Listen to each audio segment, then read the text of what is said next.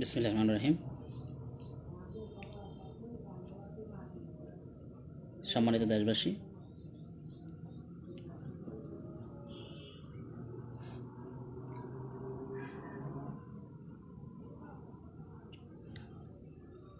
দেশের বিদ্যমান পরিস্থিতি সম্বন্ধে আপনারা অবগত আছেন, আপনারা জানেন।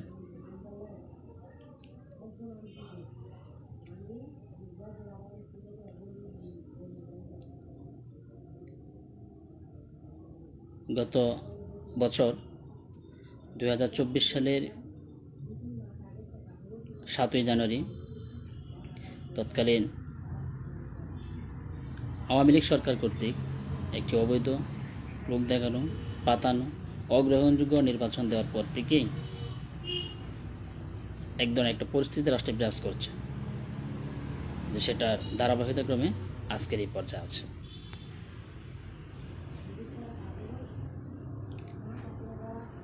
$2024 সালের 11 জানুয়ারির আগে যে সরকারটা ছিল, সেই সরকারটা ক্ষমতায় থাকার বৈধতাও বৈধ ছিল, যদিও তার ক্ষমতা থাকার বৈধতা প্রশ্নবিদ্ধ ছিল। কিন্তু সেই 2024 সালের 11 জানুয়ারি যে সরকারটা তারা গঠন করেছিল, 2024 সালের 7ই জানুয়ারি অনুষ্ঠিত একটি লোক দেখানো, পাতানো, অগ্রহণযোগ্য অবৈধ নির্বাচনের মাধ্যমে তারা যখন সরকারটা গঠন করে, তারপর থেকে একটা বিশেষ পরিস্থিতি বিরাজ করছে। যে পরিস্থিতি হচ্ছে একটি অবৈধ সরকারের রাষ্ট্র ক্ষমতা থাকার পরিস্থিতি। 2024 সালের 11 জানুয়ারি থেকে দেশে একটি অবৈধ সরকার ক্ষমতায় ছিল। বাংলাদেশ স্বাধীনতা সার্বভৌমত্ব রক্ষা ফ্রন্ট এদেশের আপামর জনসাধারণের সবচেয়ে কাঙ্ক্ষিত একটা রাজনৈতিক শক্তি, একটা রাজনৈতিক সংগঠন, একটা রাজনৈতিক দল। হাঁটি হাঁটি পাপ্পা করে আমার নেতৃত্বেই, আমার হাত ধরে সংগঠনের জন্ম লাভ করে 2024 সালের 7ই জানুয়ারি একটি লোক দেখানো, পাতানো, অগ্রহণযোগ্য নির্বাচন অনুষ্ঠিত হওয়ার পর 10ই জানুয়ারি অর্থাৎ 11 জানুয়ারি আওয়ামী লীগ সরকার অবৈধ সরকার গঠন করার ঠিক আগের দিন আমি বাংলাদেশ স্বাধীনতা সার্বভৌমত্ব রক্ষা ফ্রন্টে আত্মপ্রকাশ ঘটাতে সক্ষম হই, আর সেটা আমার নেতৃত্বেই। আমরা এদেশের ভবিষ্যতের কথা ভাবি। বাংলাদেশ স্বাধীনতা ও সার্বভৌমত্ব রক্ষা ফ্রন্ট এদেশের ভবিষ্যতের কথা ভেবে, এদেশের ভবিষ্যতের কথা চিন্তা করে, এদেশের জনসাধারণের কথা চিন্তা করে আমরা তাদের সরকার গঠনের 1 মাসের মধ্যে, শুধু তাই নয়, নির্বাচন অনুষ্ঠিত হওয়ার 1 মাসের মধ্যে আমার দলটি আনুষ্ঠানিকভাবে আত্মপ্রকাশ করার 1 মাসের মধ্যেই আমরা আমার নেতৃত্বে এই অবৈধ আওয়ামী লীগ সরকারের বিরুদ্ধে পতন আন্দোলন ঘোষণা করি 2024 সালের 4 ফেব্রুয়ারি। আমরা জনগণকে বোঝাতে সক্ষম হয়েছি যে আওয়ামী লীগ নেতৃত্বাধীন যে সরকারটি রাষ্ট্র ক্ষমতা তখন ছিল, সে একটি অবৈধ সরকার ছিল। জনগণ আমার আহ্বানে সাড়া দিয়েছে। আমরা জনগণকে বোঝাতে সক্ষম হয়েছিলাম যে একটি অবৈধ সরকার রাষ্ট্র ক্ষমতা থাকলেই দেশের কী ধরনের ক্ষতি হয়, একটি দেশ, একটি জাতি কী ধরনের ক্ষতির সম্মুখীন হতে পারে, আমরা সেটা জনগণকে বোঝাতে সক্ষম হয়েছিলাম। আমার একের পর এক পদক্ষেপের ফলে, একের পর এক আমি তো বিভিন্ন সামাজিক যোগাযোগ মাধ্যমে বিভিন্ন ভিডিও আপলোড করেছি, লাইভ ভিডিও করেছি, এছাড়া অন্যান্য ভিডিও সবসময় আপলোড করেছি। তো আমার একের পর এক বিভিন্ন ধরনের পদক্ষেপ গ্রহণের ফলে এক পর্যায়ে আওয়ামী লীগ কোণঠাসা হয়ে যায়। আমাদের তীব্র বিরোধিতা থাকা সত্ত্বেও 2024 সালের জুন মাসে তারা অবৈধ সরকার থাকা সত্ত্বেও, অবৈধ সংসদ থাকা সত্ত্বেও, আমাদের বিরোধিতা থাকা সত্ত্বেও, এদেশের জনগণের, সংখ্যাগরিষ্ঠ জনগণের বিরোধিতা থাকা সত্ত্বেও, সম্মতি না থাকা সত্ত্বেও তারা একটি বাজেট তারা জানতেন প্রকারে সংসদে পেশ করে ফেলে, আর সেটা পাশ করে ফেলে। এমন সেখানে সীমাবদ্ধ নয়, তারা সেটা মহামান্য রাষ্ট্রপতির নিকট সম্বোধনে পেশ করে ফেলে, আর রাষ্ট্রপতি কোনো দিক বিবেচনা না করেই এদেশের জনসাধারণের দাবি দেওয়া, চাওয়া পাওয়া, মতামতকে উপেক্ষা করে, যদিও আমরা দাবি জানিয়েছিলাম যেন রাষ্ট্রপতি এই বিলটিতে সম্মতি প্রদান না করে, রাষ্ট্রপতি কোনো দিক বিবেচনা না করেই অনৈতিকভাবে অবৈধ সরকার উপস্থাপিত এবং অবৈধ সংসদ থেকে পাশকৃত বাজেটটিতে মহামান্য রাষ্ট্রপতি সম্মতি দিয়ে দেয়। জনগণকে আবার একটা বিভ্রান্তি ফেলার প্রচেষ্টা করা হয়ে গেল।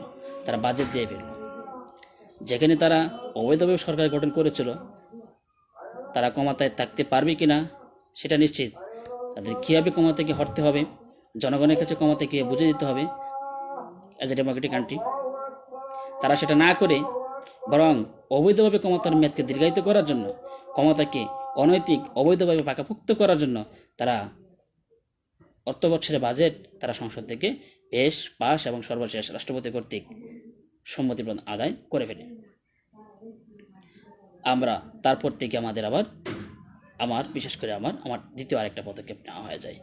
যখন আমরা তীব্র বিরোধ থাকা সত্ত্বেও রাষ্ট্রপতি এই সংসদ থেকে তারা বাজেট পেশ এবং পাশ করে ফেলে আর রাষ্ট্রপতি সেই বিলের সম্মতি দেয়, আমি 1 জুলাই আমার এক ফেসবুক স্ট্যাটাসের মাধ্যমে জানিয়ে দিই যে আমরা এই বাজেটকে, এই অবৈধ সরকার কর্তৃক পেশকৃত বাজেটকে, এই অবৈধ সংসদ থেকে পাশকৃত বাজেটকে আমরা সমাজে কার্যকর হতে দিব না। দীর্ঘ 5 মাস বিভিন্ন পদক্ষেপ গ্রহণের ফলে সর্বশেষ জুলাই মাসে 1 জুলাই থেকে আন্দোলনের আরেকটি রূপ নিতে শুরু করে। 1 জুলাই থেকে মূলত গণঅভ্যুত্থান শুরু হয়ে যায়। সেদিন থেকেই গণঅভ্যুত্থানের যাত্রাপথ শুরু। এই 1 জুলাই থেকে 1 মাস 5 দিন, যেটাকে এখন 34 বলা হচ্ছে, এই 34 দিনেই আওয়ামী লীগ সরকারের পতন ঘটে। মানে মূল যে গণঅভ্যুত্থানের সময়টা হচ্ছে এই 34 দিন, 1 জুলাই থেকে 5 আগস্ট। 1 জুলাই থেকে সে আমার স্ট্যাটাস দেওয়ার পর থেকে যে আমরা এই বাজেটকে সমাজে কার্যকর হতে দেব না, তারপর থেকে মূলত গণঅভ্যুত্থানের দানা বাঁধতে শুরু করে শেষ পর্যন্ত আওয়ামী লীগ নিরুপায় হয়ে 5 আগস্ট রাষ্ট্রক্ষমতা ছেড়ে, যদিও তারা কোনো দাঁড়িয়ে প্রমাণ না দিয়ে দেশ ছেড়ে পালায়। সম্মানিত দর্শকবৃন্দ, আমার দেশের প্রাণপ্রিয় জনসাধারণ ভাই ও বোনেরা,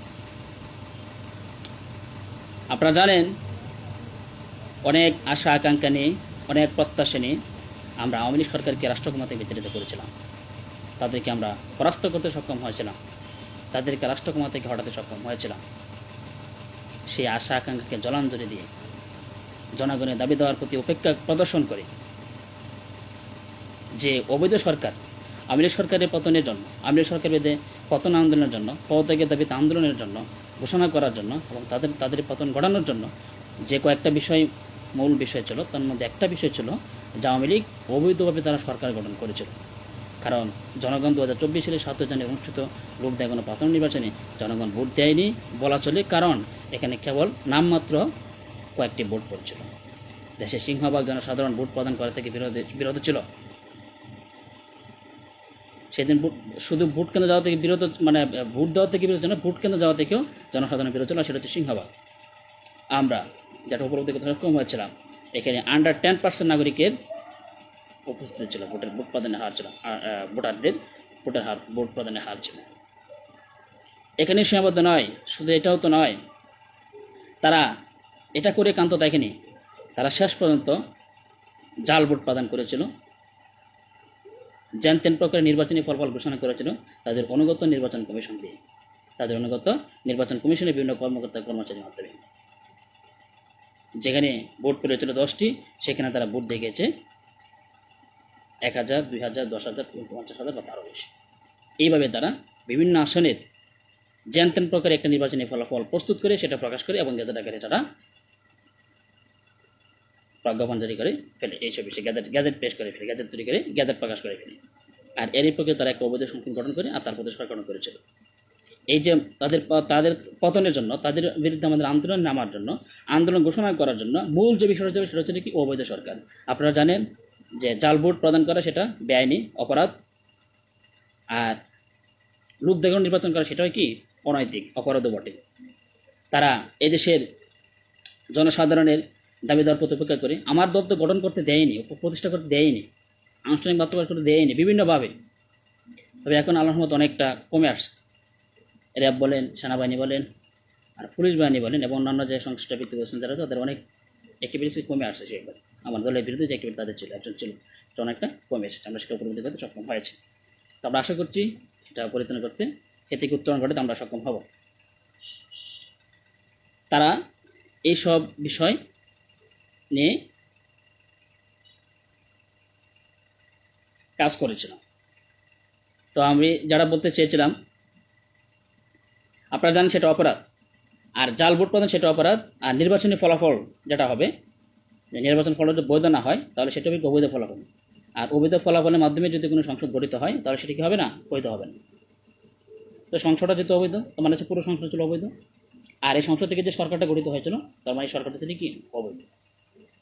আমরা সেই জন্য সরকারটাকে অবৈধ হিসেবে বিবেচনা করি। তারপরে এই অবৈধ সরকার একটা প্রধান কারণ, তারপরেও আরও বেশ কয়েকটি কারণ ছিল।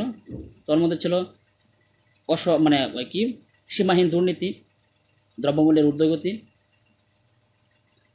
তারপর বিভিন্ন অনৈতিক কর্মকাণ্ড, অপকর্মের সাথে আওয়ামী লীগ এবং আওয়ামী সদস্যবৃন্দ দূরে থাকার কারণ। এই সকল কারণ অন্যতম ছিল আমার সাথে, আমার দলের সাথে বিভিন্ন অনৈতিক কর্মকাণ্ড করা, বিভিন্ন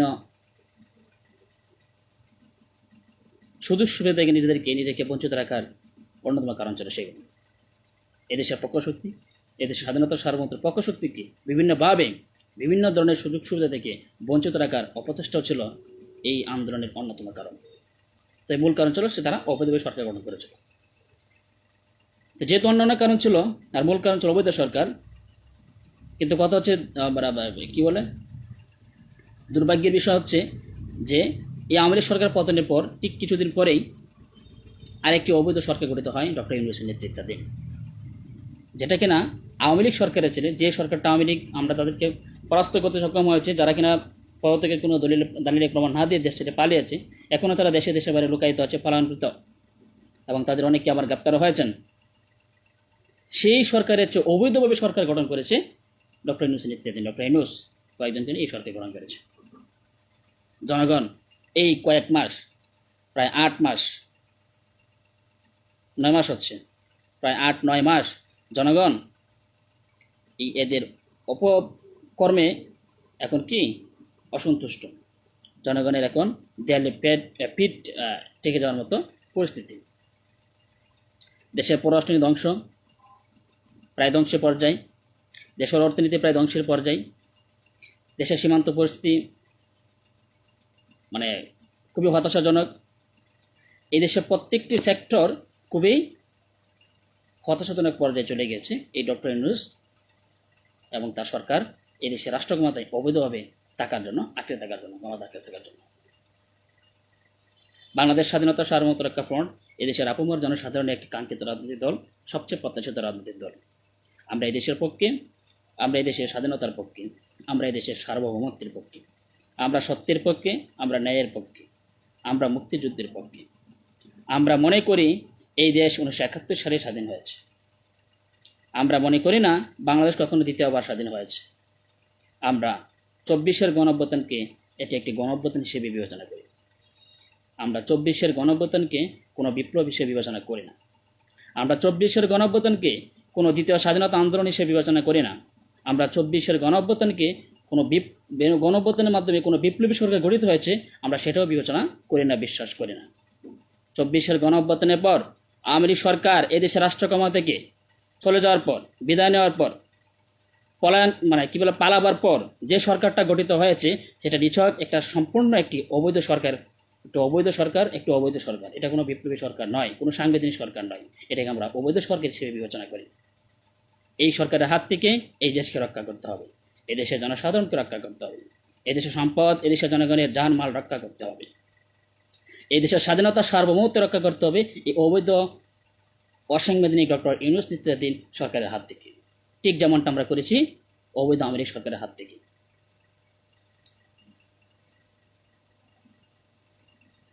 সম্মানিত বন্ধুগণ, আমার আজকের বিষয় হচ্ছিল যে সমসাময়িক পরিস্থিতি ও সমসাময়িক বিষয় নিয়ে কয়েকটা কথা বলা। বন্ধুগণ, আপনারা জানেন এই অবৈধ অসাংবিধানিক ইউনূস সরকার কিছুদিন আগেই মিয়ানমারকে জাতিসংঘের আহ্বানে মিয়ানমারকে মানবিক করিডোর প্রদান করতে চেয়েছিল। বাংলাদেশ স্বাধীনতার সার্বভৌমত্ব রক্ষা ফ্রন্টে যথাযথ পদক্ষেপের ফলে আমরা সেটা থেকে, এই মানবিক করিডোর প্রদান করা থেকে বিরত রাখতে সক্ষম হয়েছে। আমরা তাদেরকে বিরত রাখতে সক্ষম হয়েছি। মায়ানমারকে কোনো ধরনের মানবিক করিডোর বলেন বা অন্য কোনো ধরনের করিডোর প্রদান করা সম্ভব নয়, হবে না, কোনো ধরনের করিডোর প্রদান করতে দেওয়া হবে না। তবে এখনও যদি আমাদের এর বিপক্ষে অবস্থান থাকার পরেও এবং সেটা সামাজিক যোগাযোগের মাধ্যমে জানানোর পরেও যদি এই ধরনের অপকর্মে কেউ যদি জড়িত থাকেন, সম্পৃক্ততা পাওয়া যায়, তাহলে আমরা তার বিরুদ্ধে কঠোর পদক্ষেপ নিতে বাধ্য হব। আর দেশে একটা দুর্যোগ পরিস্থিতি চলছে, তারা করবে কীভাবে? তারা তো কোনো কিছু নিয়ন্ত্রণ করার কোনো বৈধতা নেই, তারা নিয়ন্ত্রণ করবে বা কী করে? একের পর এক পরিস্থিতি ঘটছে, হত্যাকাণ্ড ঘটা, নিরাপত্তার মানুষের জনগণের মানে কী বলে নিরাপত্তার যে ব্যাঘাত ঘটছে। ঠিক আছে, আমি বলেছিলাম যে একটা অবৈধ রাষ্ট্রক্ষমতা থাকা এই দেশের জন্য কতটা হুমকি। এদেশের জনগণের ব্যক্তিগত নিরাপত্তা, পারিবারিক নিরাপত্তা, সামাজিক নিরাপত্তা, সাংগঠনিক নিরাপত্তা, প্রাতিষ্ঠানিক নিরাপত্তা, জাতীয় নিরাপত্তা এবং কি রাষ্ট্রের সামষ্টিক নিরাপত্তার জন্য কিছু একটা হুমকি। আর শুধু এটা একটা হচ্ছে এক ধরনের সরকার, একটা অবৈধ সরকার, তার উপর কি আরও একটা সরকার, যেটাকে আমরা যারা কোনো পথে করছে, কিন্তু এখন এটা তো কনস্টিটিউশন, যেহেতু তারা এখন কাগজের মধ্যে সেটা এই রাষ্ট্র ক্ষমতা থাকার সীমাবদ্ধ রয়েছে, মানে কাগজের মধ্যে সীমাবদ্ধ রয়েছে যে আমেরিকান ক্ষমতা থাকার বিষয়টি, কিন্তু তার উপর আরেকটা সরকার গঠন করেছে ডক্টর ইউনূসের নেতৃত্বাধীন, ঠিক আছে, যেটা অবৈধ সরকার। একটা অবৈধ সরকার থাকলে দেশের জন্য হুমকি, এখানে দুইটা অবৈধ সরকার রাষ্ট্রের মধ্যে অধিষ্ঠিত আছে, তো দেশের জন্য কতটা হুমকি আপনারা বুঝতে পারেন। আল্লাহ পাকের অশেষ রহমতে আমরা ভালোই আছি সেই তুলনায়, সেদিক থেকে বিবেচনা করলে ভালোই বলতে হবে। কিন্তু একদিক থেকে বিবেচনাকে ভালো বললেও দেশের যে অবস্থা 12টা বেজে যাচ্ছে, দেশের অর্থনীতির অবস্থা 12টা মানে খুবই ধ্বংসের দিকে যাচ্ছে। দেশের পররাষ্ট্রনীতি, অর্থনীতি, সংস্কৃতি, তারপর আপনার অন্যান্য সব কিছুই কি ধ্বংসের দিকে যাচ্ছে। দেশের জাতীয় উৎপাদন ব্যবস্থা অনেক কমে যাচ্ছে, শিল্প উৎপাদন, কৃষি উৎপাদন সব দিকে কি ক্রমশ হ্রাস হচ্ছে, নিম্নমুখী হচ্ছে। তা সে নিজে একজন অর্থনীতিবিদ, আমি যতটুকু জানি ডক্টর ইউনূস, সে নিজের বিষয়টা জানা দরকার ছিল এবং যত দ্রুত সম্ভব আরও আগে সে কি রাষ্ট্রক্ষমতা থেকে হঠাৎ ঘুরে দাঁড়ানো উচিত ছিল। তারা আওয়ামী লীগকে নিষিদ্ধ করে একটা প্রজ্ঞাপন জারি করেছে এবং সেই প্রজ্ঞাপনে ডক্টর ইউনূস নিজে স্বাক্ষর করেছে। কিন্তু কথাটা হচ্ছে আওয়ামী লীগকে নিষিদ্ধ করার পেছনে এই দেশের জনসাধারণের অনেকেরই দাবি দেওয়া ছিল যে আওয়ামী লীগ যেন নিষিদ্ধ হয়। কিন্তু আমরা খুবই হতাশ যে এই প্রজ্ঞাপনে ডক্টর ইউনূসের স্বাক্ষর থাকার ব্যাপারটা, আমরা সেটার জন্য খুবই হতাশ। বাংলাদেশ স্বাধীনতা সার্বভৌমত্ব জ্ঞাপন সে করে হতাশ। ডক্টর ইউনূস নেতৃত্বাধীন সরকার সেটাই সেইভাবে সিদ্ধান্ত নেওয়া এবং সেই প্রজ্ঞাপনে, নিষেধাজ্ঞা প্রজ্ঞাপনে, মানে তাদের কার্যক্রম যে নিষেধাজ্ঞা দেওয়া হয়েছে, নিষেধাজ্ঞা আরোপ মানে নিষেধাজ্ঞা হয়েছে, সেই প্রজ্ঞাপনে ডক্টর ইউনূসের স্বাক্ষর থাকার জন্য আমরা খুবই হতাশ। বাংলাদেশ স্বাধীনতা সার্বভৌমত্ব জ্ঞাপন সেটার জন্য খুবই হতাশ। আমরা বাংলাদেশ স্বাধীনতা সার্বভৌমত্ব, এবং তারা যখন যেদিন রাষ্ট্রক্ষমতা গ্রহণ করে, যেদিন শপথ গ্রহণ করে, আমরা সেদিনই ঘোষণা করেছিলাম যে এই অবৈধ অসাংবিধানিক ইউনূস সরকার যা করবে তার কোনো কিছু দেশের জনগণের নিকট গ্রহণযোগ্য হবে না, এবং ভবিষ্যতে আমরা রাষ্ট্রক্ষমতা অধিষ্ঠিত হলে এই অবৈধ অসাংবিধানিক ইউনূস সরকার যা করেছে তাকে সব কিছু কি বাতিল করা হবে। তাহলে সব কিছু যদি বাতিল করা হবে ঘোষণা দেওয়া ছিল, তাহলে তারা যে প্রজ্ঞাপনটা জারি করেছে এবং যে প্রজ্ঞাপন সে নিজে স্বাক্ষর দিয়েছে, এই প্রজ্ঞাপনটা থেকে কি আপনি বাতিল হবে according to the proclamation of this party. তার কথা হচ্ছে এই সে ব্যাপারটা, এই ধরনের একটা গুরুত্ব পরিস্থিতি ইউনূস সৃষ্টি করেছে। এখন একটা অবৈধ সরকার কোনো কিছু করলে সেটা অবৈধ হয়, এটা স্বাভাবিক। ইউনূস সরকার যা করছে সব অবৈধ। অবৈধ আওয়ামী লীগ সরকার যা করেছিল অবৈধ মেয়াদ থেকে, তার সব কিছু অবৈধ, এবং আমরা ঘোষণা করেছিলাম তারা যা করেছে সব কিছু বাতিল করা হবে, আমরা সেটা করবোই। এবং ইউনূস সরকার যা করবে সেটা বাতিল করবে, আমরা সেটা করেছিলাম, করবো। তবে হ্যাঁ, একান্ত যদি কোনো কিছু বহাল রাখতে হয়, এবং আমি সরকার সবসময় বলেছিলাম কথাটা, তখন সেটা বিবেচনা করা যেতে পারে। কিন্তু ব্যাপারটা হচ্ছে এরকম। তা আমরা এই ধরনের অ্যাক্টিভিটি তাদের কাছে প্রত্যাশা করিনি। তাদের কী ধরনের এখতিয়ার আছে আওয়ামী লীগের উপর নিষেধাজ্ঞার প্রজ্ঞাপন জারি করার? তাদের কোনো এখতিয়ার নেই, তাদের এই ক্ষমতা প্রয়োগ করার কোনো বৈধতা নেই। আওয়ামী লীগের নিষেধাজ্ঞার বিষয়টি চিন্তা আমার ছিল, বাংলাদেশ স্বাধীনতা সার্বভৌমত্ব রক্ষা পর্যায়ে ছিল। আমরা যেমন জামাত ইসলামকে নিষিদ্ধ করার ঘোষণা দিয়েছিলাম, শেষ পর্যন্ত জামাত ইসলাম নিষিদ্ধ হয়েছিল। এটা আওয়ামী লীগ থাকাকালীন সময়, অবৈধ সরকার থাকাকালীন সময়, মানে তারা 5 আগস্টের আগেই। তো ওদের আমরা আওয়ামী লীগ সব এদেশের বেশ কয়েকটা সংগঠন, আমি নাম স্পষ্ট করে বলেছিলাম না, এখনও বলছি, যে আপনারা যারা রাষ্ট্র আইন, যে আপনারা যে আইনটা অনুযায়ী জামাতকে নিষিদ্ধ করা হয়েছিল এবং আওয়ামী লীগকে নিষিদ্ধ প্রজ্ঞাপন দেওয়া হয়েছে, সেই আইন অনুযায়ী যারা নিষেধাজ্ঞার আওতায় আসবে তাদের প্রত্যেকে নিষেধাজ্ঞা করা হবে সময় সময়, ব্যাপার না। আমি সেটা বলেছিলাম, সেটা ঘোষণা এখন আছে, আমরা এটা অন্যতম একটা পরিচয় পার্টি, আমরা সেটা কার্যকর করছি, বাস্তবায়ন করছি। কিন্তু কথা হচ্ছে এই আমাদের যেটা ম্যান্ডেশন, জনগণকে আমরা যেটা ঘোষণা দিয়েছিলাম যে আমি পরে একটা ভিডিও আমি সেদিন আপলোড করেছি, ওই তারা নিষেধাজ্ঞা দেওয়ার পরে এই ভিডিওটা আমি আপলোড, যে ভিডিওটার মাধ্যমে আমি সেই ঘোষণা দিয়েছিলাম। এর আগে যদি আমি বিভিন্ন স্টাটাসের মাধ্যমে বিভিন্নভাবে বলেছিলাম, তো সেদিন এই ভিডিওটা আমি খুব স্পষ্টভাবে এটা নিয়ে মোটামুটি ডিটেলসে বলেছিলাম, সেদিন আমি ভিডিওটা আপলোড করেছিলাম পুনরায়। তো আপনারা অনেকে হয়তো ভিডিওটা দেখতে পারেন, যে ভিডিওতে বলা আছে আমি নিয়ে কী আমার চিন্তা ভাবনা ছিল। এর মধ্যে তারা এই নিষেধাজ্ঞা প্রজ্ঞাপন দিয়েছে এবং সেটাতে তারা নিজের স্বাক্ষর দিয়েছে। তো এই ধরনের প্রজ্ঞাপন কার্যকর কীভাবে হবে আপনি ভালো বলতে পারেন, একটা অবৈধ সরকার কর্তৃক জারিকৃত প্রজ্ঞাপন। তবে আমরা রাষ্ট্রক্ষমতায় গেলে সব দিক বিবেচনা করে সব কিছু করা হবে, শুধু আওয়ামী লীগ বা শুধু জামাত নয়। কোনো ব্যক্তি প্রতিষ্ঠান যদি কোনো অপকর্ম করে সেই অপকর্মটা তাকে অবশ্যই সাজাভুক্ত করতে হবে। কোনো সংগঠন যদি এমন কোনো অ্যাক্টিভিটিসে কর্মকাণ্ডে লিপ্ত হয়ে যায় তাকে নিষেধাজ্ঞা, তার উপর নিষেধাজ্ঞা আরোপ করতে হবে। তাহলে বাংলাদেশ স্বাধীনতা সার্বভৌমত্ব ফ্রন্ট বা আমরা সামান্য নীতি সরকার গঠিত হলে যারা বলতে চেয়েছি বাংলাদেশ স্বাধীনতা সার্বভৌমত্ব ফ্রন্ট সরকার এই সংগঠনের উপর নিষেধাজ্ঞা আরোপ করতে পিছপা হবে না। আশার যত বড় শক্তিশালী সংগঠন হয়ে থাকুক, যত বড় সংগঠন হয়ে থাকুক বা যত ক্ষুদ্র সংগঠন হয়ে থাকে তার কোনো ব্যাপার না, যদি কোনো ক্ষুদ্র সংগঠন ক্ষুদ্র বা ক্ষুদ্রতর সংগঠন হয়ে থাকে। এছাড়া এখন আমাদের অবস্থান স্পষ্ট, আগে চলে এখনো স্পষ্ট, এখনো বলছি আগে বলছি। যাক, আমি আজকে আর কয়েকটি গুরুত্বপূর্ণ কথা বলি, আমি আমার লাইভ শেষ করে দেব। তো এর আগে একটু বলে নিতে হবে, আমি এদেশের শিক্ষা প্রতিষ্ঠানগুলো উদ্দেশ্য করে বলছি, আপনারা কিছুদিন ধরে দেখতেছি অবৈধ সরকারের দাবি দেওয়া কেন, এটার জন্য আমি যেটা রিয়েলাইজ করতে সক্ষম হয়েছি যে অবৈধ সরকার আসলে কিন্তু তারা নিজেরা যেহেতু অবৈধ রাষ্ট্র মতো গ্রহণ করেছে, হ্যাঁ, তারা কিন্তু আসলে এই কী বলে সার্ভিসের ব্যাপারটা তাদের মুখ্য বিষয় হতে পারে না, কখনো কাম হবে না। ঠিক আছে, জনসাধারণ জনকল্যাণ বা জনসভার বিষয়টি তাদের বিরুদ্ধে আসতেই পারে না, কারণ তারা যে অবৈধ রাষ্ট্রের মধ্যে কোনো ক্ষমতা লোভ, ক্ষমতা তার ডিপসা লোভ, এটাই তাদের বেশি।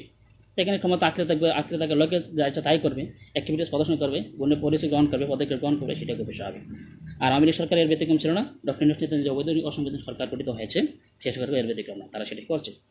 তবে আওয়ামী লীগ সরকার তারা এদেশের জনগণ লাল কার্ড দেখিয়েছে, ইউনূস সরকার এদেশের জনগণ লাল কার্ডই দেখাবে, এদেশের রাষ্ট্রক্ষমতা থেকে হটাবে এবং তাদের কিন্তু অপকর্মের জন্য অবশ্যই তাদেরকে সাজা ভোগ করতে হবে, দেশের জনগণই তাদেরকে সাজা ভোগ প্রদান করবে।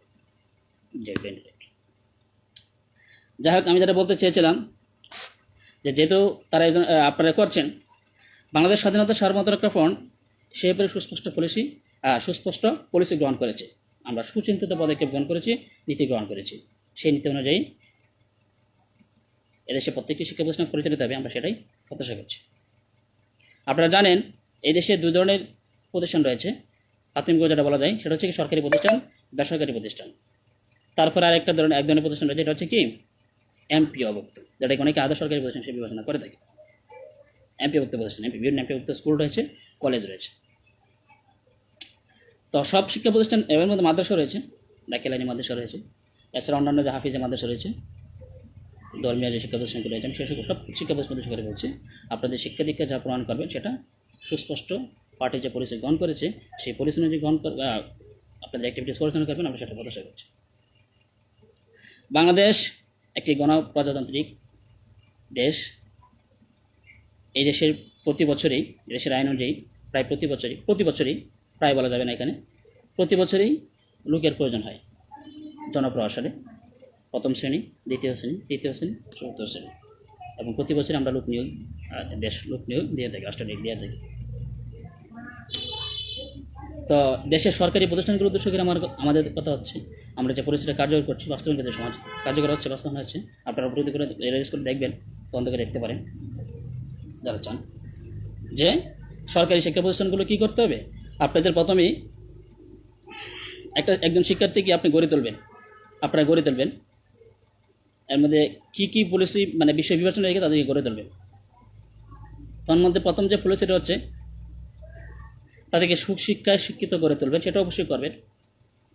আমি যে কথা বলছি এটা কিন্তু পরিবারের বাইরে গিয়ে বানান, পরিবারের যে দায়িত্ব আমি চলে আসতেছি শুধু শিক্ষা প্রতিষ্ঠান এরকম নয়, পরিবারের গুরুত্বপূর্ণ দায়িত্ব রয়েছে, থাকবে, এটা স্বাভাবিক। তো আমি শিক্ষা প্রতিষ্ঠান করে বলছি আপনারা সেটা নিয়ে করতে হবে। তবে শুধু সুশিক্ষায় শিক্ষিত করলে চলবে না, তাকে কর্মোপযোগী করে তুলতে হবে, বিশেষ করে উচ্চশিক্ষা প্রতিষ্ঠান করতে বলছি। আপনারা যে সব শিক্ষা প্রতিষ্ঠান শিক্ষা দীক্ষা প্রদান করে থাকেন আপনাদেরকে অবশ্যই কি আপনাদের শিক্ষার্থীদেরকে দক্ষ এবং কর্ম উপযোগী করে গড়ে তুলতে হবে। এই সমাজের বিভিন্ন শ্রেণী পেশার লোকের প্রয়োজন হয়। আর যেহেতু সমাজের রাষ্ট্রের বিভিন্ন শ্রেণী পেশার লোকের প্রয়োজন হয়, তাহলে এই দেশের শিক্ষা প্রতিষ্ঠানগুলোকে সমাজের বিভিন্ন শ্রেণী পেশার চাহিদা অনুযায়ী বিভিন্ন শ্রেণী পেশার লোক সৃষ্টি করতে হবে। সবাই ডাক্তার ইঞ্জিনিয়ার হলে হবে না, আবার সবাইকে সরকারি চাকরিজীবী হলে হবে না, সবাইকে আর্মি অফিসার হলে হবে না, মার্শাল অফিসার হলে হবে না, বা মার্শাল মেম্বার হলে হবে না, মার্শাল ফোর্স মেম্বার হলেও চলবে না। ঠিক আছে, সমাজের বিভিন্ন শ্রেণী পেশার লোকের প্রয়োজন হয়, শিক্ষকের প্রয়োজন হয়, তারপর আপনার ইঞ্জিনিয়ারের প্রয়োজন, প্রকৌশলীর প্রয়োজন হয়, ডাক্তারের প্রয়োজন হয়, তারপর আপনার বিভিন্ন অন্যান্য সরকারি চাকরিজীবী প্রয়োজন হয়, এছাড়া বিভিন্ন পেশাদারি চাকরিজীবী প্রয়োজন, উদ্যোক্তার প্রয়োজন হয়, শিল্পপতির প্রয়োজন হয়, ব্যবসায়ীর প্রয়োজন হয়, তার মধ্যে হচ্ছে কৃষকের প্রয়োজন হয়। বর্তমানে দেখবেন যে ধান পাট এই সকল উৎপাদন ছাড়া যে ফার্মিং সেক্টরগুলো রয়েছে, পোলট্রি ফার্ম বা আপনার যে গরু কামার, এই ধরনের যে কৃষি কাজগুলো যেগুলো কৃষি আওতায় আছে, হ্যাঁ, বিভিন্ন মৎস্য কামার, হ্যাঁ, এগুলোতে কিন্তু অনেক শিক্ষিত লোকের প্রয়োজনীয়তা এর আগেও ছিল। আজ থেকে প্রায় 20-30 বছর 50 বছর আগে সেটার প্রয়োজনীয়তা ছিল, তবে এখন কিন্তু মোটামুটি এই শিক্ষিত লোকের এখানে প্রয়োজনীয়তা আরও অনেক বেশি, হ্যাঁ, এবং হচ্ছে শিক্ষিত লোকের সেদিকে যাচ্ছে এখন ওই সেক্টরগুলিতে। তো আপনাদেরকে সেসব দিক বিবেচনা করি আপনাদের শিক্ষার্থীদের গড়ে দিতে হবে। আমরা এই দেশের পক্ষে, আমরা সত্যের পক্ষে, ন্যায়ের পক্ষে।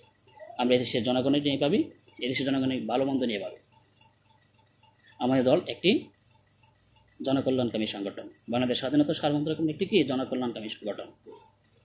আমরা এই ব্যাপারে আমরা ক্ষমতায় থাকার জন্য রাজনীতি করি না, আমরা অবশ্যই ক্ষমতা যাওয়ার জন্য রাজনীতি করি, রাষ্ট্র ক্ষমতা গ্রহণ করার জন্য রাজনীতি করছি, তবে শুধু ক্ষমতা গ্রহণ করার জন্য রাজনীতি করি না, বা ক্ষমতায় গিয়ে ক্ষমতা থাকার জন্য রাজনীতি করি না।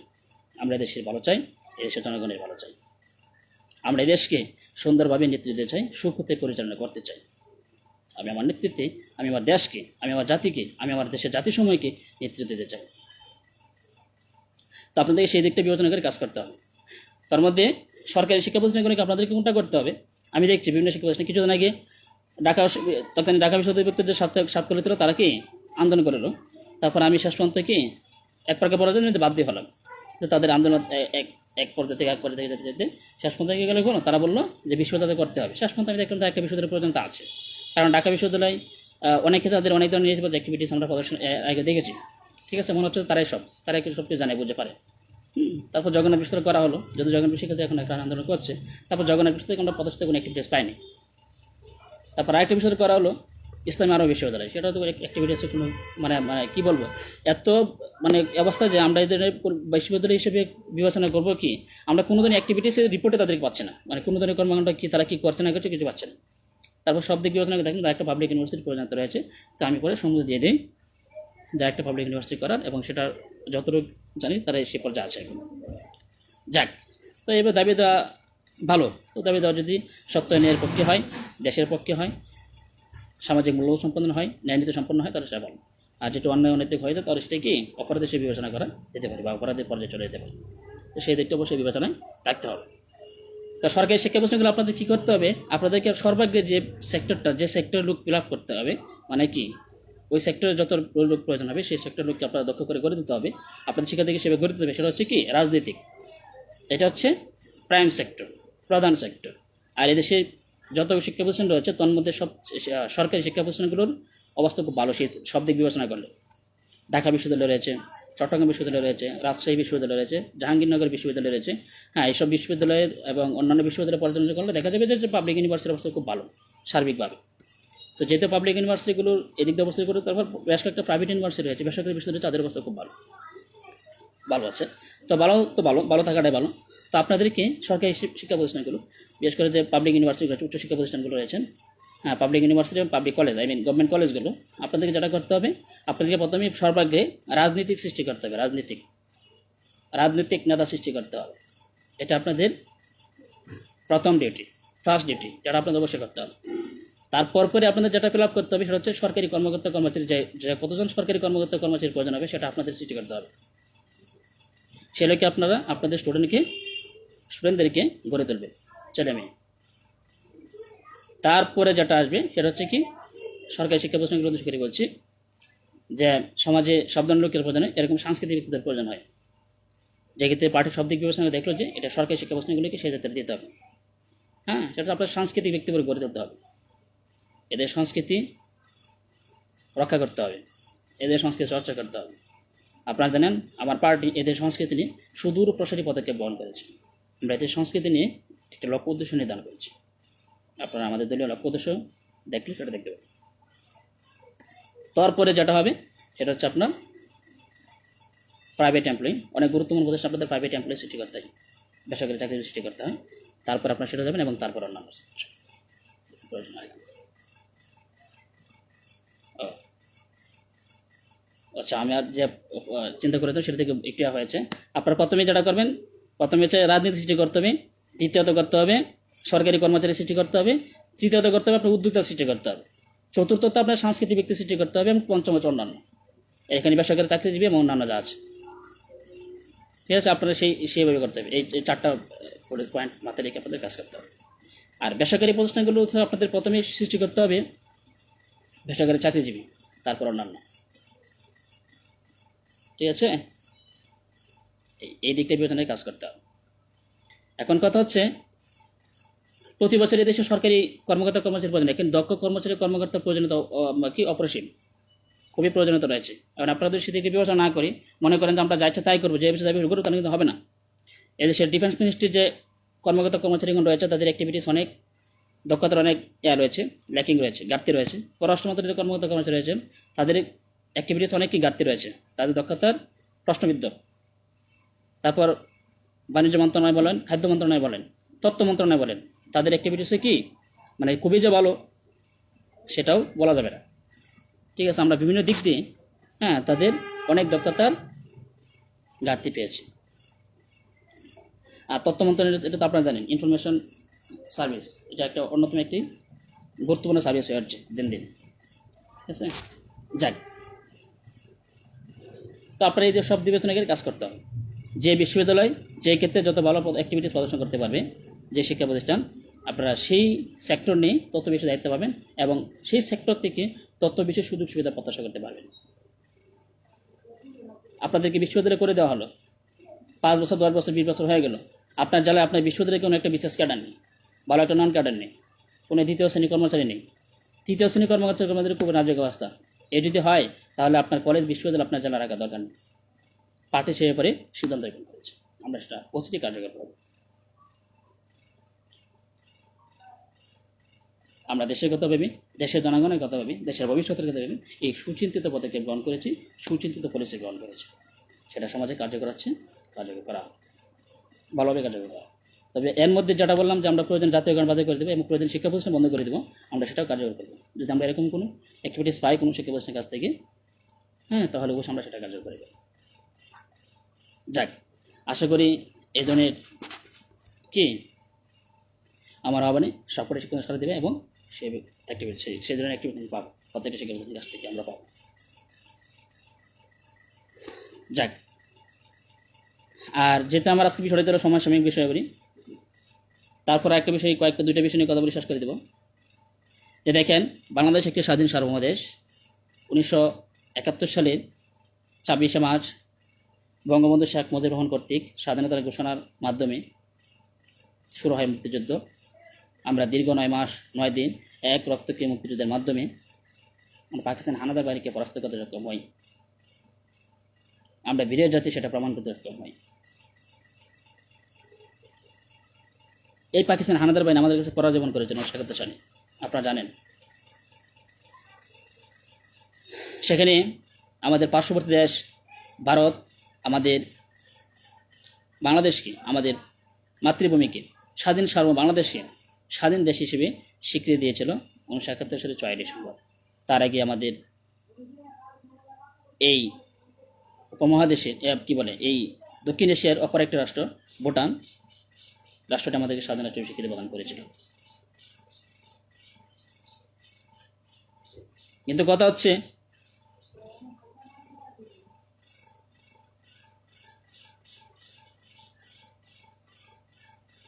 ভারত বিভিন্ন সময় বিভিন্নভাবে বিভিন্ন নেতিবাচক অ্যাক্টিভিটিস প্রদর্শন করেছে। আপনারা দেখেছেন কিছুদিন আগে তাদের নিজস্ব নাগরিকদেরকে এদেশে পুশ করানো হয়েছে। এছাড়াও বিভিন্ন সীমান্ত, যাক ওটা আমি বলতে চাচ্ছি না, বিভিন্ন সময় আমরা বিভিন্ন নাগরিকদেরকে সীমান্তে হত্যা করে দেখেছি। এমনকি কাঁটাতারের বেড়ার মধ্যে তাদেরকে জড়িয়ে রাখতেও দেখেছে তাদের অনেককেই, যাদেরকে হত্যা করা হয়েছে। এছাড়াও বিভিন্ন নেতিবাচক অ্যাক্টিভিটিস ভারতে রয়েছে ছিল।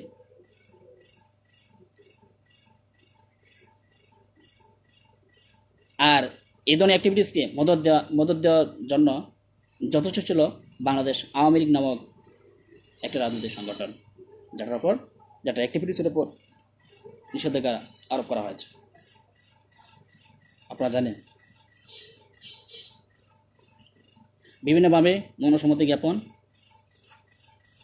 সেটা তাদের অন্যতম একটি পলিসি। যাক, 1974 সালে বঙ্গবন্ধু সরকার এবং তৎকালীন ভারতের ইন্দিরা গান্ধী সরকার, দুই দেশের মধ্যে একটা চুক্তি স্বাক্ষরিত হয় এবং চুক্তি অনুযায়ী বাংলাদেশের বেরুবাড়িকে ভারতের কাছে হস্তান্তর করা হয়েছিল। আপনারা সেটা সেই সময় অবগত আছেন। বিনিময়ে বাংলাদেশকে দেওয়া হয়েছিল দহগ্রাম আঙ্গরপোতা চিটমহলটি।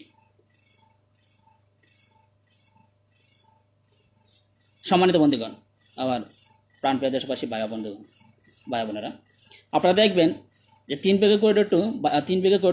বিঘা কি বলে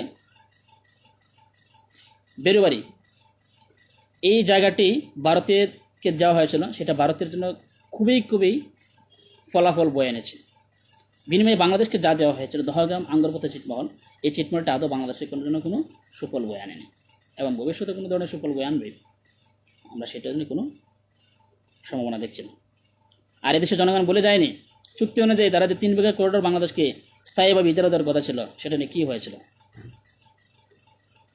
সর্বশেষ 2011 সালের দিকে এই সময়কে কেবল সেটা একটা সুরাহা হয়েছে। এর আগে এই করিডোর বাংলাদেশের জনগণ ভোগ করতে পারেনি। আপনারা জানেন বিভিন্ন সময় তাদের বিভিন্ন দাবি দেওয়া, বিভিন্ন আন্দোলন সংগ্রাম হয়েছিল, এটা নিয়ে বন্ধ করে দেওয়া হয়েছিল, রাতের বেলা খোলা রাখা হয়েছিল, দিনের বেলা বন্ধ রাখা হয়েছিল, বিভিন্ন দিনের নেতিবাচক অ্যাক্টিভিটি ছিল।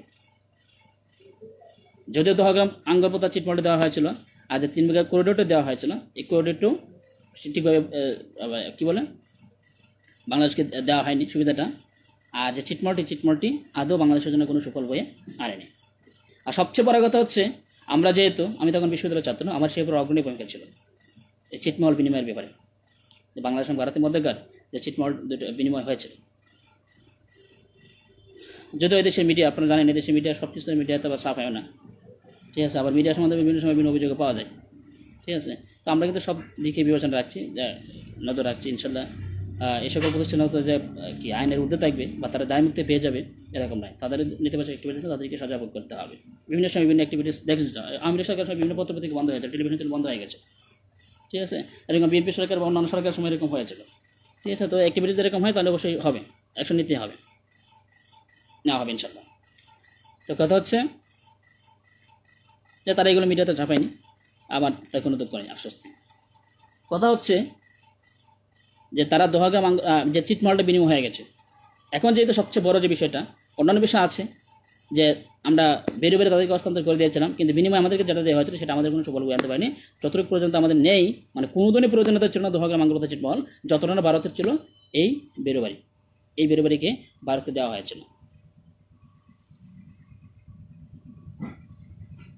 তো বাংলাদেশ স্বাধীনতা সার্বভৌমত্ব রক্ষা, যদি চিটমহল বিনিময়ে বাংলাদেশের আমার ভূমিকা অগ্রণী ভূমিকা ছিল, সেটা আওয়ামী লীগকে টুডে অট্টমরে স্বীকার করতে হবে।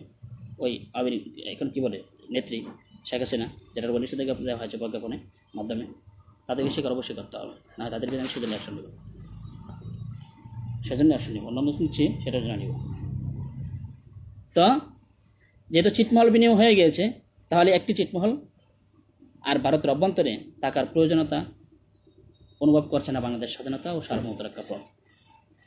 ভারতের কোনো চিটমহল বাংলাদেশে নেই, কিন্তু বাংলাদেশের যেহেতু অন্যান্য সব চিটমহল যেটা ভারতের অভ্যন্তরে ছিল সেগুলো ভারতে দিয়ে দেওয়া হয়েছে, এবং বাংলাদেশ অভ্যন্তরে ভারতের যত চিটমহল ছিল সেগুলো বাংলাদেশকে দিয়ে দেওয়া হয়ে গেছে, মানে কি চুক্তি অনুসারী, এবং সেটা সব কিছু হয়েছে, আমরা সার্বভৌমত্ব প্রয়োগ করেছি, এবং সেটা হচ্ছে আমাদের অঞ্চল হিসেবে সেটা এগুলো বিবেচিত হচ্ছে, বাংলাদেশ নাগরিক মর্যাদা পাচ্ছে, সব কিছু স্বাভাবিকভাবে হচ্ছে। তো একটি মাত্র চিটমহল আর ভারতের অভ্যন্তরে বাংলাদেশ থাকার কোনো প্রয়োজনীয়তা অনুভব করছে না বাংলাদেশ স্বাধীনতা সার্বভৌমত্ব রক্ষা ফ্রন্ট। আর সব দিক বিবেচনা করি, আর তাই আমরা বাংলাদেশ স্বাধীনতা সার্বভৌমত্ব রক্ষা ফ্রন্ট আমি এই সিদ্ধান্তে উপনীত হয়েছে যে আমরা যে বেরোবাড়িকে ভারতকে হস্তান্তর করা হয়েছিল সেই বেরোবাড়িকে ফিরিয়ে আনা, আমরা বেরোবারিকে বাংলাদেশের সাথে ফিরিয়ে আনবার লক্ষ্যে যথাযথ পদক্ষেপ গ্রহণ করছি। আর বিনিময়ে তারা যে দোহাগ্রাম আঙ্গরপোতা ছিটমহলটা দিয়েছিল, যেহেতু কোনো ছিটমহল আর নেই বাংলাদেশ ভারতের মধ্যেকার, তো দোহাগ্রাম আঙ্গরপোতা ছাড়া তো দোহাগ্রাম আঙ্গরপোতা কোনো ছিটমহল আর রাখার প্রয়োজন নেই। আমরা তাদের দোহাগ্রাম আঙ্গরপোতা ছিটমহল তাদের অভ্যন্তরে থেকে যাক, তাদের সার্বভৌমতা এখানে থাকে, আমাদের বেরোবারি আমাদের মধ্যে আসতে হবে এবং সেটা সার্বভৌমতা আমাদেরই হতে হবে। আমরা সেই লক্ষ্যে যথাযথ পদক্ষেপ গ্রহণ করেছি। আরেকটা বিষয় হচ্ছে, যেহেতু আমি ভারত প্রসঙ্গে বলেছি, আমি শুধু ভারত প্রসঙ্গে বলে আজকে একদিনই হলে হবে না, আমি দুই দেশের ইস্যুটা নিয়েই আজকে শেষ করে ফেলছি। এটা বলে আমি শেষ করে দেব যে পাকিস্তান, আপনারা জানেন 1971 সালের 24শে মার্চ আগে এই বাংলা স্বাধীন বাংলাদেশটি তৎকালীন সময় পূর্ব পাকিস্তান নামে পরিচিত ছিল। পাকিস্তানের একটি প্রদেশ ছিল পূর্ব পাকিস্তান এবং পাকিস্তানের অপর একটি প্রদেশ ছিল কি পশ্চিম পাকিস্তান। এই দুইটি প্রদেশ যেহেতু 1971 24শে মার্চ স্বাধীনতা ঘোষণার মাধ্যমে বাংলাদেশ নামক একটি স্বাধীন সর্বরাষ্ট্র অভ্যুদয় ঘটে যায়, পাকিস্তান থেকে পৃথক হয়ে বাংলাদেশ নামক একটি রাষ্ট্র অভ্যুদয় ঘটে, আর তাই পাকিস্তানের যাবতীয় অস্থাবর সম্পত্তি যা আছে তার 50% দাবিদার বাংলাদেশ, স্বাধীন সার্বভৌম বাংলাদেশ। কিন্তু দুর্ভাগ্যের বিষয় হচ্ছে দেশের স্বাধীনতা অর্জনের 54 বছর পরেও এর কোনো সুরাহা হয়নি। আজও এটা আদায় করতে সক্ষম হয়নি বাংলাদেশ। ইনশাল্লাহ বাংলাদেশ স্বাধীনতা সার্বভৌমত্ব রক্ষা সেই দিকটা বিবেচনা রেখে যথাযথ পদক্ষেপ গ্রহণ করেছে। আমরা যে পাকিস্তানের কাছে যে পাওনা, তাদের মোট কী বলে, তিনি পাকিস্তানের মোট অস্থাবর সম্পত্তির 50% বাংলাদেশকে দিতে হবে। আর সেটা অন্যান্য সব হিসাব নিকাশ হবে, 54 বছর থেকে হয়েছে, সব দিক বিবেচনা করে সবটা হবে। তারপর একটা বিষয় হচ্ছে, আপনারা জানেন, যদিও আমি ব্যক্তিগতভাবে নয়, শুধু আমরা দলীয়ভাবেও আমরা কোনোদিনও অন্যায় জুলুম নির্যাতনের পছন্দ করি না। আমরা সেগুলো ঊর্ধ্বে থাকার চেষ্টা করি, আমরা সব ধরনের সহিংসতার ঊর্ধ্বে থাকার চেষ্টা করি এবং আমরা সব ধরনের সহিংসতার ঊর্ধ্বে থাকি। তবে কোনো কিছু যদি অন্যায় ঘটে সেটাকে আমরা প্রশ্রয় দিই না। এটা যেমন আমাদের দেশের ক্ষেত্রে হয়, ইনশাল্লাহ আমাদের নিজস্ব পররাষ্ট্রনীতি রয়েছে, এদেশের পররাষ্ট্রনীতি রয়েছে, আমরা সেটাও সমর্থন করি না। কথা হচ্ছে পাকিস্তান, তৎকালীন পাকিস্তানের সময়ে আপনারা জানেন আজাদ কাশ্মীর দখল করা হয়েছিল। কিন্তু দুর্ভাগ্যের বিষয় হলো 1971 24শে মার্চ বাংলাদেশ পৃথক হয়ে একটি স্বাধীন রাষ্ট্রের আত্মপ্রকাশ করার পরেও এই আজাদ কাশ্মীর নিয়ে কোনো সুরাহা হয়নি। ওই আজাদ কাশ্মীর উপরও একতরফাভাবে পাকিস্তান তাদের সার্বভৌমতা প্রয়োগ করে এসেছে। বাংলাদেশ স্বাধীনতার সার্বভৌমতার কাপড় পাকিস্তানের এই ধরনের অপকর্মের বিরুদ্ধে তীব্র নিন্দা এবং প্রতিবাদ জানাচ্ছে। যে তৎকালীন সময় পাকিস্তান কর্তৃক সেটা দখল ছিল, আর পাকিস্তান ভেঙে দুইটা হয়ে গিয়েছিল, একটা ছিল তৎকালীন পশ্চিম পাকিস্তান হয়ে গেছে পাকিস্তান, আর তৎকালীন পূর্ব পাকিস্তান হয়েছে বাংলাদেশ। আর তাই আজাদ কাশ্মীরের 50-50